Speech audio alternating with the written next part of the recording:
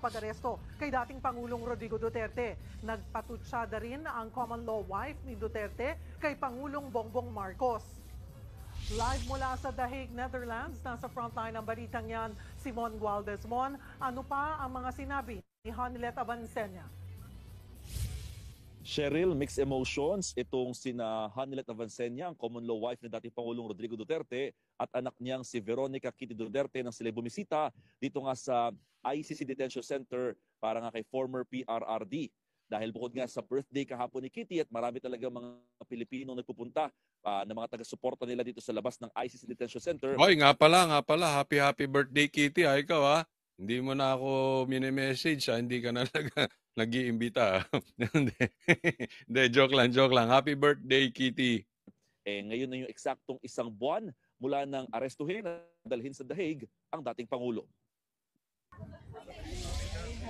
Nakisalo sa mga taga-suportang nag-aabang sa labas ng ICC Detention Center sina Hanilet Avancenia at anak niyang si Kitty Duterte. Samot-saring pagkain ang inihanda nila bilang pa-birthday kay Kitty. Naging emosyonal si Hanilet ng pangunahan ng panalangin para kina Kitty, dating Pangulong Rodrigo Duterte at sa mga supporter. Dagdag pa ni Hanilet, hindi na siya umaasa mabibigyan ng hustisya ang sinapit ng dating Pangulo sa ginagawang investigasyon ng Senado na pinangungunahan ni Senadora Amy Marcos. Pero ma'am, umaasa ba kayo magkakaroon pa ng justice po ang dating Pangulo? Yes. Yung sa investigation sa Senate? O... Sa Senate, ano na lang yun? Pa-ek-ek na lang yun. Barado, si Amy, barado. But anyway, alam nyo, unawain natin si Mama Hanilet. Kasi alam naman natin, asawa to eh. No, dapat binibigyan natin siya ng extended na pang-uunawa. Asawa to, of course, nasasaktan. Kahit naman sino, kidnapin ba naman yung asawa mo? Yung asawa mo na alam mo, itinaya na nga ang buhay para sa Pilipinas, halos wala na ngang oras sa inyong mag-ina dahil sa pakikipaglaban, tapos ganyan pa ang gagawin, kikidnapin pa. Natural. Masakit po ang puso ni Hanilet patungkol dito, no? Pero sa isang banda naman, sa aking palagay ay meron namang naitutulong etong hearing ni Amy sa Senate, no? Sa katunayan nga, even si Robin Padilla ay nag-speech doon. Napakaganda po ng speech ni Robin Padilla. Mamaya pag-uusapan natin yan dahil talagang meron siyang hamon dyan kay Torre, no? At tinawag bang komunista? Pag-uusapan natin yan. Pero pagkatiningnan nyo, hati po ang mga Duterte dito. Again, uulitin ko po, hindi ko sinasabing iboto nyo si Amy. Ako rin po, hindi ko iboboto si Amy. Kaya lang, gamitin po natin. Kasi, alam mo may pakinabang din yung hearing niya. Diba? Sana nga lang, talagang madiinan palalo. Malay natin. Talagang tiyagain. Dahil alam mo ginagawa ni Amy yan para siya ay manalong senador. Ako, naniniwala ako doon. Pero syempre, kung talagang hindi tumataas ang kanyang survey at alam naman natin dumadaos-dos pa siya sa survey, malay natin, ipanawagan niya ang drug test ni BBM. Siya lang ang makakagawa niyan sa mga senators.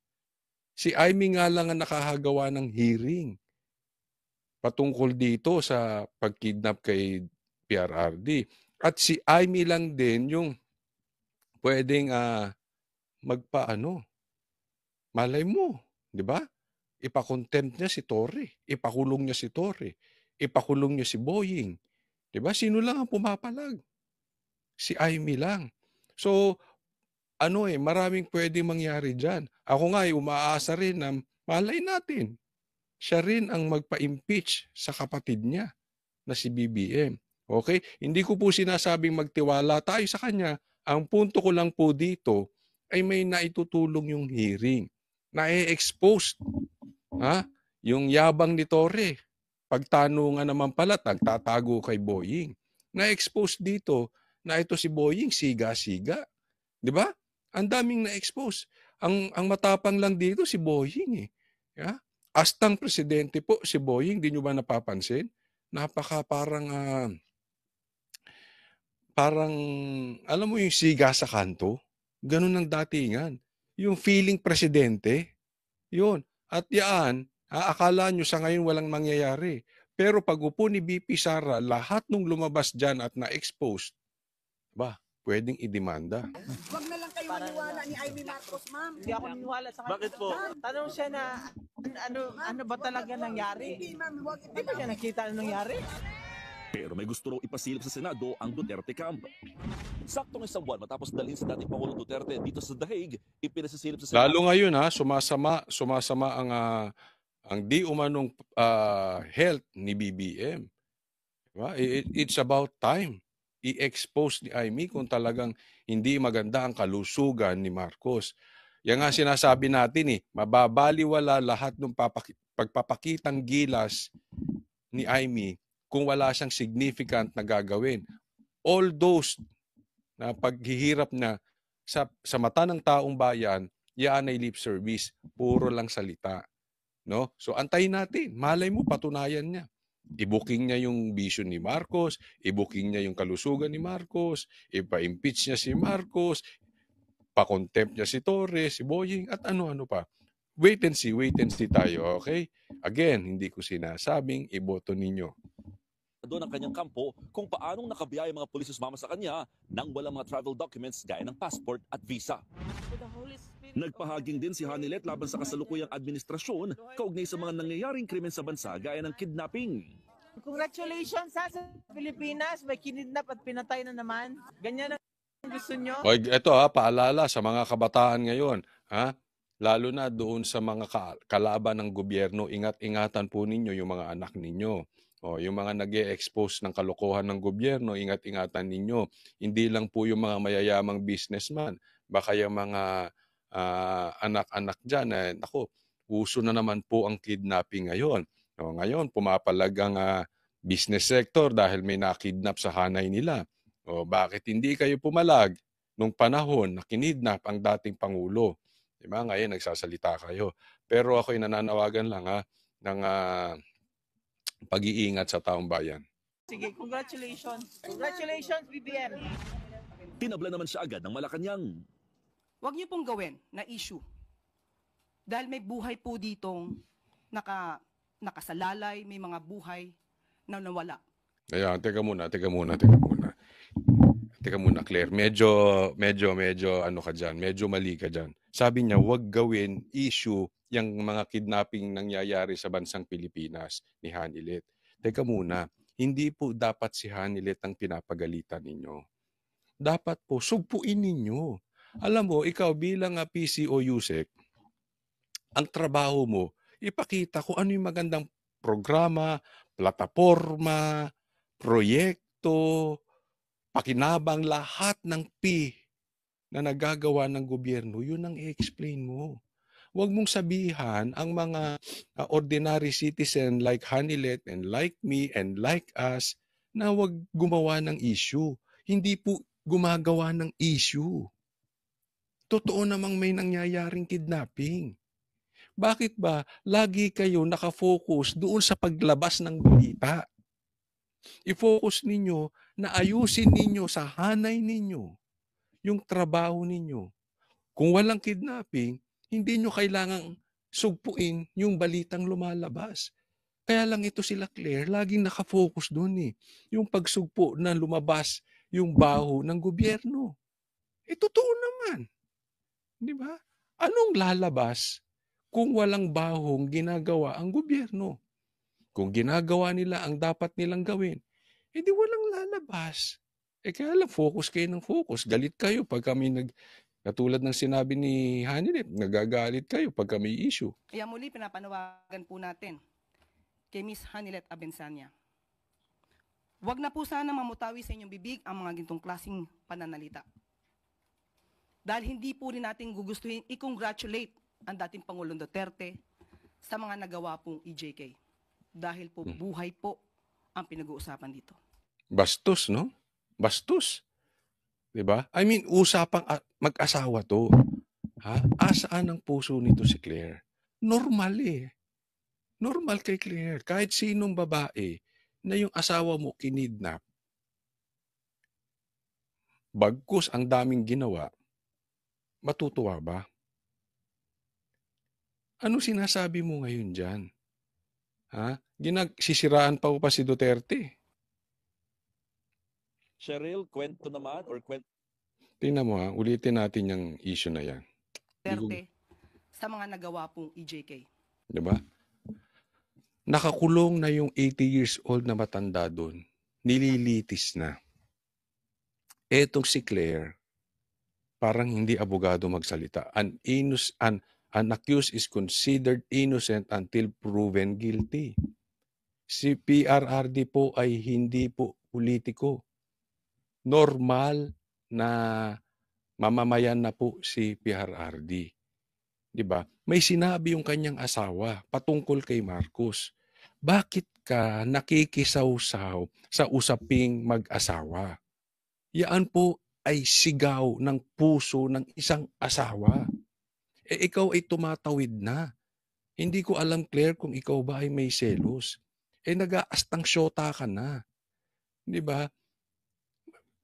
May mali ba sa sinasabi ni Hanilet? Totoo namang may kidnapping. Ano ngayon kung kino-congratulates niya si BBM?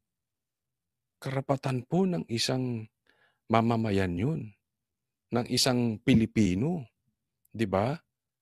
So, ako nakikita ko dito kay Claire, medyo talagang sumusobra na siya, no? Hindi ko na nga alam kung ito ay nagfi-feeling shota na eh. Yung galawan nito, no? Medyo wag naman sana ganun, 'di ba? Usapang may asawa na 'yan eh. Okay? Asawa ng dating presidente. Wag na lang natin isiping dating presidente. Asawa ng kinidnap na lang. 'Di ba? Wag mo nang sausawan yung usapang mag-asawa. Next topic po tayo dahil may karugtong po ito, kasunod po. Ito po. Claire, nagpapakasyota at nagpapaka-doktor. Pakinggan po natin. Iginiit ng Malacanang na nasa mabuting kalagayan ang kalusugan ni Pangulong Ferdinand Marcos Jr. Ito ang binigyan diin ng palasyo sa anilay mga nagpapakalat ng fake news online ukol sa kwestiyon sa kalusugan ng Pangulo. Nag-viral kamakailan ng isang video clip mula sa para sa di nakakaalam speech ng Pangulo sa paggunita ng araw ng dumudugo yung gilagid. Hindi po ipin, gilagid po dumudugo. Kagitingan sa Quezon City noong April 9. Anong sagot ni Claire patungkol sa kalusugan ni BBM? Kung saan ayon sa netizens, tila dumudugo ang gilagid ng Pangulo. Pakiusap ng Malacanang, huwag nang mag-imbento na impormasyon ukol sa kalusugan ni PBBM. At ang aking pakiusap lamang po sa mga fake news peddlers, huwag niyo pong gawa ng kwento ang Pangulo patungkol sa kanyang kalusugan. Hindi. Tignan mo meron kayo napuna. Una, napuna nyo. Hindi niya in-explain kung ano yung nasa bibig ni Marcos. Nag-focus siya doon sa salitang fake news. Alam mo, ayan ang sinabi ni Jason sa amin. Style yan ng broadcaster. Kasi alam nyo naman natin si Jason sa veteranong broadcaster na matagal na po yan. Hindi pa siguro ako pinapanganak, talagang lehitimong media na yan. Ganyan daw ang style ng mga taong hindi nila kayang i-debunk, hindi nila kayang pasinungalingan yung nangyari sa kanila. Kung yung nangyari o yung binibintang sa kanila, hindi nila kaya. Anong sasabihin mo? Basta sabihin mo fake news. Ganyan po yung ginagawa ngayon ni Claire. Fake. Wag niya yung pakinggan yung mga fake news peddler na yan. Ganyan. Pero punahin ninyo. Hindi niya ine-explain bakit dumugo or hindi niya ine-explain bakit dumudugo yung gilagid ni Marcos. Una, sa totoo nga lang, hindi dapat ikaw ang nag-i-explain nito, Claire. Dapat si Marcos mismo. Una, kasi wala ka sa posisyon. Bayad ka ng gobyerno ni Marcos para ipakita ang mga proyekto ng gobyerno.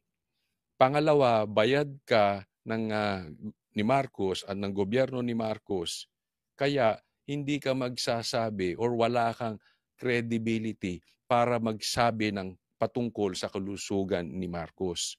In short, kahit anong pagtatanggol mo patungkol kay Marcos, walang effect. Wala pong effect yung mga pinagsasabi mo. Wala pong naniniwala sa sinasabi mo. Pangatlo, hindi ka dapat naghimasok na diyan kasi para kang nagpapakadoktor, sinasabi mo walang masama sa kalusugan ni Marcos. Kaya mo bang itaya yung karir mo diyan, Claire? Paano kung talagang merong pinagdadaan ng masamang kalusugan si Marcos? Anong sasabihin mo? Hindi mo alam? Ginagawa mo lang ang trabaho mo? Etc. etc. Di ba? Kaya sabi ko wala siya sa posisyon eh. Huwag kang magpakadoktor. Ikaw ang nagpapakadoktor, hindi kami. Ang dapat nagpapaliwanag niyan, si Marcos mismo or yung asawa niya. Hindi ikaw. Hindi ka naman syota, di ba? I assume, Claire, hindi ka syota. So pagdating sa kalusugan ng isang tao, dapat yung mismong may-ari ng katawan ang magpaliwanag. Or yung asawa, or yung syota. Pasok ka ba ron? Ang ipaliwanag mo, yung mga magagandang ginagawa ng gobyerno natin. Di ba? Dininay mo lang, tapos hindi mo naman na pinaliwanag kung bakit dumudugo. So, tama nga nung narinig ko to, sabi ko, tama si Jason sa yung mga ganitong klaseng tao. Basta sasabihin fake news tapos walang paliwanag. Po yan maganda para sa ating bansa. Dapat po ipagdasal pa po natin na maging maganda ang kalusugan ng mga namumuno sa atin.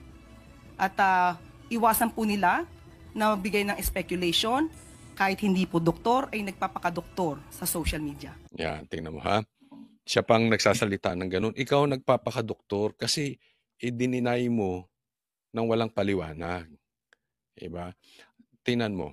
Let's look at this. Effective ba si Claire? Hindi. Bakit? Yung trust rating ni Marcos bumabagsak. Bumababa. Kasi umasa si Marcos sa pagtago sa palda nitong si Claire, which is not effective. Alam mo, sa lahat ng nangyayari ngayon, ang nakikinabang lang si Claire. Bakit? May sahod siya. Pinapasahod ng taxes ng gobyerno. Pangalawa, sumisikat siya, nakikinabang yung vlog niya. Magretiro man siya, mag-fake news man siya, ano man ang sabihin niya, hindi man siya effective.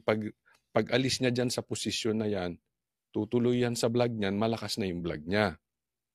So in short, sa lahat ng ginagawa ni Claire, wala pong pakinabang si Marcos. Siya lang ang may pakinabang. Hindi naman siya epektibo eh. Yes, epektibo siya para maasar ang taong bayan. Pero bakit ba siya nilagay dyan ni Marcos? Hindi para maasar ang taong bayan. Para tumaas ang tiwala ng taong bayan kay Marcos. Ang tanong, tumataas ba ang tiwala ng taong bayan kay Marcos? Hindi. Hindi effective si Claire. So hindi ko alam kung hanggang kailan to. Di ba? Yes. Nakakaasar. Yes, we are being entertained for her benefit. Wala siyang natutulong kay Marcos o kay Tamba. Next topic po tayo. Ito, next natin. Robin Padilla, hihilahin si Torre. Si Torre, komunista ka. Ayan, pag-usapan natin ito. Gusto ko lamang pong iparating sa lahat na wala na po dito si Pangulong Rodrigo Roa Duterte. Ito pong mga pinag-uusapan natin, ito po ay pagsuporta lang namin kay Senator Amy. Pero alam niyo po, sa ating mga magigiting na panauhin dito, napaka-ironic lamang po na alam naman po natin lahat, batid natin lahat, na dadalawang pangulo lang po ang lumaban sa komunista. Ayan. Bago ko i-play. Sino lang yung dalawang lumaban na pangulo sa komunista? Lagay nyo nga sa comment section. Walang daya na, lagay nyo. Sino yung dalawang pangulo na lumaban sa komunista? Una, si Ferdinand Marcos Sr. Ano po ang nangyari? Inalis natin sa bansa. Ang sumunod na lumaban po sa komunista ay si Pangulong Rodrigo Roa Duterte. Ang tanong ko lamang po sa PNP, hindi Inalis din sa bansa. Pareha sila. Dalawang lumaban sa komunista. Tatandaan nyo to. Why? This is very, very important. Yung dalawang lumaban sa komunista, inalis ng bansa. That is the playbook ng komunista. Gawain po nila yan. Kung susundan natin yung paliwanag ni Robin Padilla, and I think this is public knowledge, alam naman yung style, yung pagkakatanggal ni Marcos, baka hindi po natin nalalaman. Marami pong nagsasabi, yung Marcos Sr. yung pagkakatanggal kay Marcos, yung EDSA 1, ang nanguna dyan, komunista. Okay? Malaki po ang problema natin sa komunista. Tanong, papayag ba kayo na muling manumbalik ang komunista? Hindi po to red tagging. Sinusundan ko lang po yung sinasabi ni Robin Padilla. ko po kayo hinuhusgahan. Hindi po ba nyo tinanong man lang sa mga nag-uutos po sa inyo kung bakit natin dadalhin sa The Hague ang ating dating Pangulo? Na alam naman po natin na buhay ang Communist Party sa Netherlands. Yun, di ba? Buhay. Komunista dyan. Yung kinalaban ni Tatay Digong para ang kalsada mo, kalsada ko, kalsada natin, mga Pilipino, mapayapa dyan sa mga lintik na pumapatay na NPA, dyan sa mga namumundok, dyan sa mga child abuser, dyan sa mga recruiter.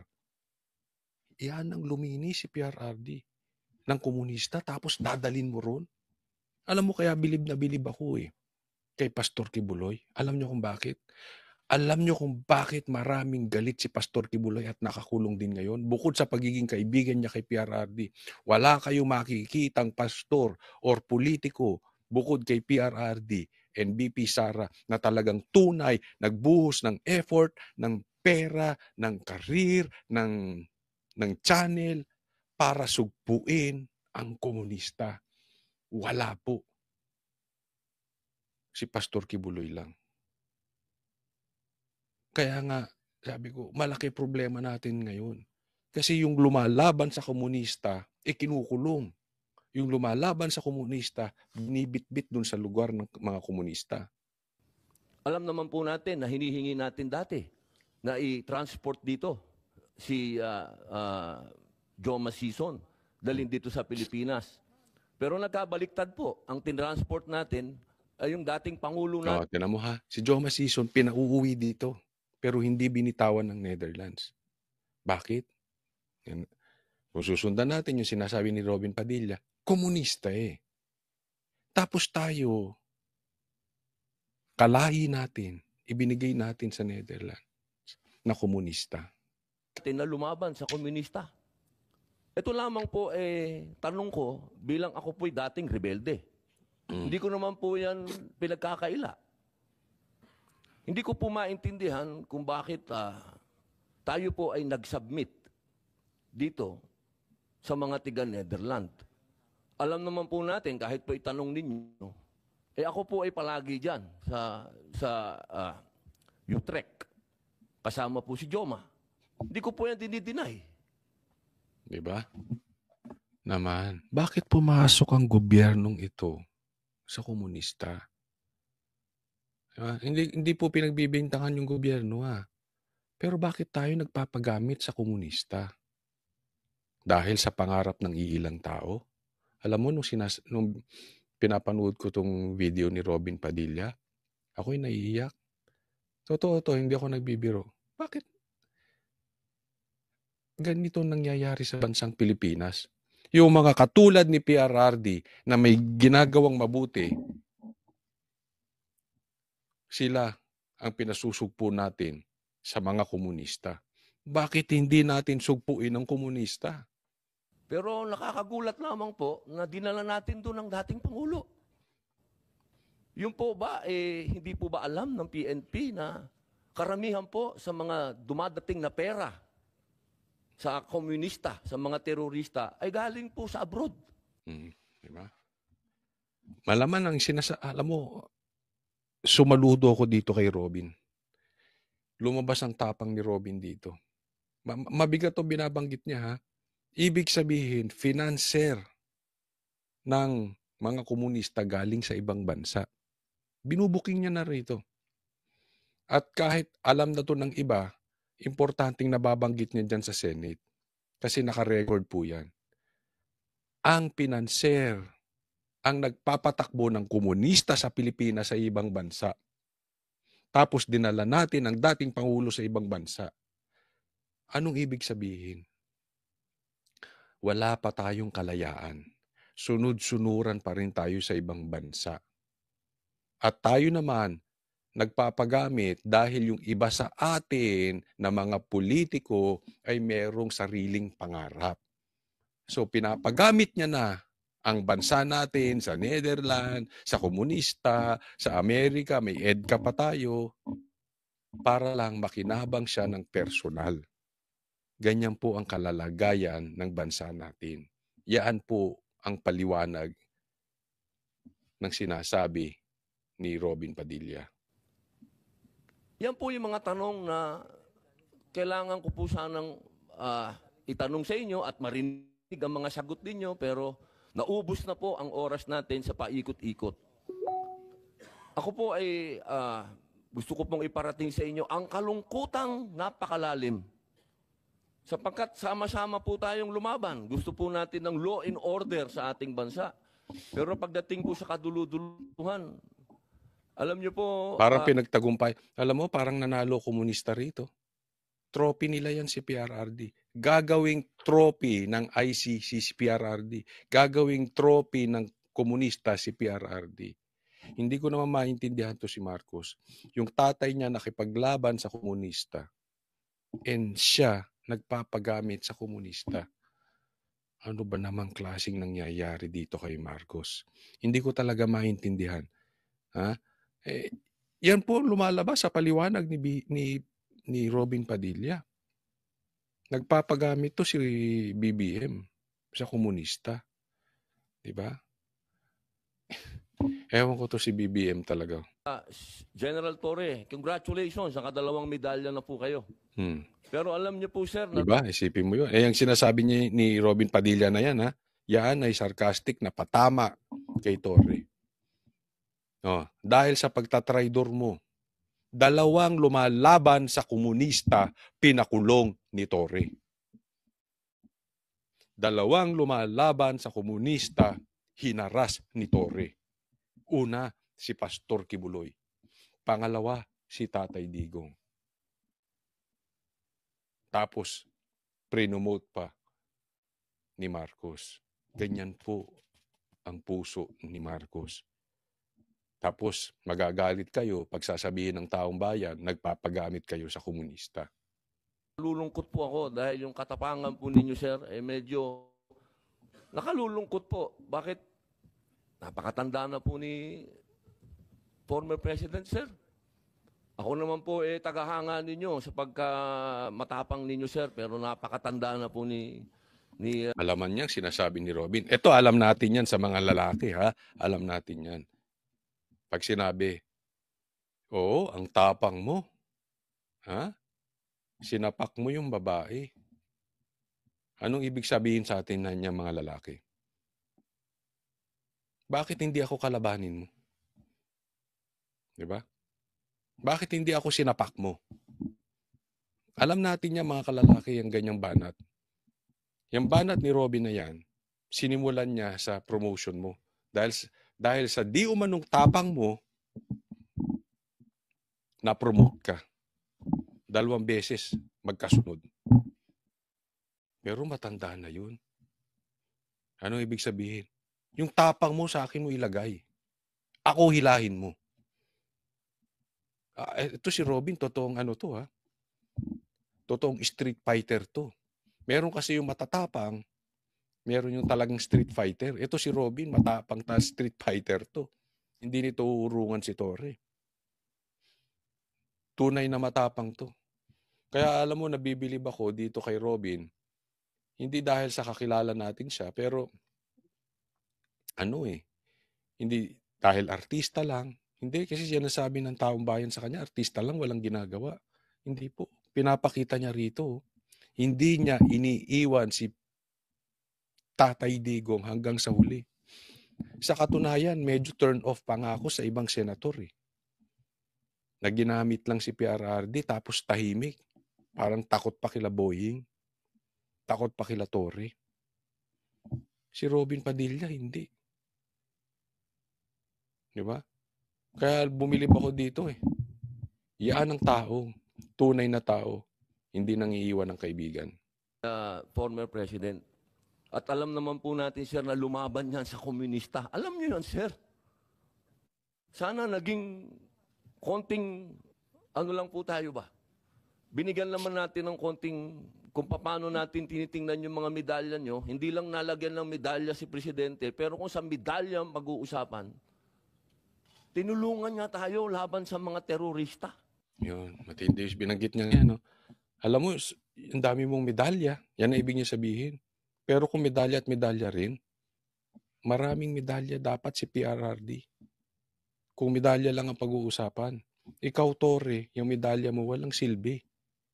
Ako yan ang nakikita ko kay Robin. Hindi niya na kailangan i-mention yung medalya. Hindi niya na kailangan i-mention yung 2 beses niyang pagka-promote. Pero i-mention niya yun kasi yun ang ibig sabihin nun. Sayang yung medalya mo, Torre. Lumaban to sa komunista. Hindi mo ba alam, Torre? Parang ganito sinasabi ni Robin. Hindi mo ba alam, Torre, ang daming namatay sa hanay ninyo? Mga kaibigan ninyong uniform men. Ang daming namatay sa hanay ninyo sa pakikipaglaban sa mga komunistang ito. Sa mga rebelding ito. Tapos, etong lumalaban sa mga komunista, hindi nyo inisip, pinadala nyo sa bayan ng komunista. Yun ang ibig sabihin dyan ni Robin Padilla. Yun lamang po, sir. Sana napakasakit isipin. Ito pong bagay na ito, parang pati itong ambassador natin. Ano po ba talaga ang... ito po ba talagang operation para may alis dito ang ating dating Pangulo? Ito na, kina-question. Ito ba ay operation? No. Ito ba ay pinagplanuhan? Kasi yan ang pinag-uusapan dyan sa Senate eh. Oh.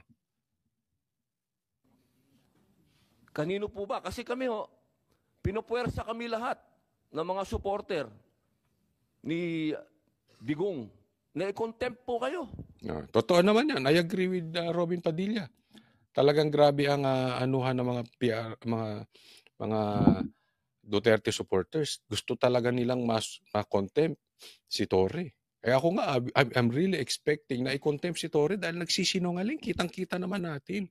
Iniikot-ikot yung mga topic. Iniikot-ikot yung sagot. Hindi sagutin ng diretsyo. Kaya sa tingin ko dapat i-contempt talaga to si Torre. No. Pero hindi po namin ginagawa. Sapagkat ang order, walang order sa amin na ipakontempt kayo. Kung galing lang to kay PRRD o galing kay BP na pakontempt kayo, kukontempt kita, boss. Baka ako pa magsabi na ako hahatak sa'yo. Kita mo, balikan ko ha. Oh. Walang order. Una, 2 po yan. Tingnan natin mabuti. Una, walang order na i-contempt si PRRD at si BP Sara, si Torre. Alam mo, diyan naman ako bilib talaga sa mga Duterte. Hindi sila mahilig maghigante. Yung tama lang, kung ano yung nasa batas, dun lang. Pero ako naniniwala, walang order. Totoo yan. Walang order si PRRD at si BP Sara na i-contempt si Torre. Dahil ano sabi ni Robin? Kung may order, i-contempt. Alam naman natin. Ito si Robin ay matibay na sundalo ni PRRD. Talagang ito'y matapang. Pag sinabi ni PRRD talon, ako naniniwala ako, tatalon si Robin. Pag sinabi ni PRRD, kunin yan, i-contempt. Ako naniniwala, gagawin ni Robin ng buong tapang. Hindi dalawang salita si PRRD. Kaya walang order na ipa-contempt si Torre. Pero binanggit niya ulit pangalawang observe nyo dito. Binanggit niya, ako mismo hihila sa'yo. Nung may order, ako mismo hihila sa'yo. Yun yung ibig sabihin natin kanina na sa akin mo gawin, Torre. Yung tapang mo, yung medalya mo, sa akin mo gawin, wag dun sa matanda. Pinapakita niya, kaya mo lang yung matanda. Ako hindi takot, sa akin mo gawin. Sinasabi ni Robin, ako mismo hihila sa'yo. Wala lang barilan. Wala lang tawagan ng mga kampo mo. Maraming bodyguard si Torre, siyempre. General, tatawagin na naman niya yung 5,000 pinatawag niya roon sa KOJC. Ang ibig sabihin ni Robin dito, mano-mano tayo. Hindi ka uubra. Hindi ka uubra sa akin, Torre. Walang barilan. Walang kasama. Hindi ka mananalo sa akin, Torre. Yan ang ibig sabihin ni Robin Padilla. Pero hindi ko ginagawa, boss. Kasi walang order sa amin na gawin sa inyo yan. Ang natatandaan lang po namin na sinabi ni PRRD na malinaw na ginagawa ng pulis ang order sa kanila. Kaya po namin... Isipin mo yan, ang tibay ni PRRD, no? Pinagtanggol pa yung pulis. Sumusunod lang yan. Ibig sabihin, sumusunod lang naman yung pulis eh. Ang problema itong mga general. No? Again, saludo ako dito kay Robin dahil ginamit niyang hihilain eh. Kasi yan yung sinabi ni Torre. Hihilain ko yan, hihilain ko yan, hihilain ko yan. Kaya akala nyo, bobito to si Robin. Hindi po. Siguro hindi siya magaling mag-English, pero malaman yung sinasabi niya yan. Ako mismo hihila sa'yo. Na sinabi niya kay PRRD, hihilain ko yan. Ibabawi niya. Magkaroon lang ng order para sabihin mo, PRRD, your wish is my command. I-contempt mo yan. Pag hindi yan sumunod, ako hihila dyan. Hindi niyang, ginawa niya lang sa'yo dahil matanda ka na eh. Di ba? May yung word na hila, may hugot po yun para kay Robin. Kayo, nirirespeto, sir, dahil yun ang sinabi ng boss namin. Yun ang sinabi ng chairman ng PDP. Na ginagawa lang ng pulis ang trabaho nila. Pero sana naman, sir, isipin din natin kung anong itinanim ni PRRD sa bansang ito. Wala, hindi nag-iisip siya si Torre. Pangarap yan. Anong kapalit? Di natin.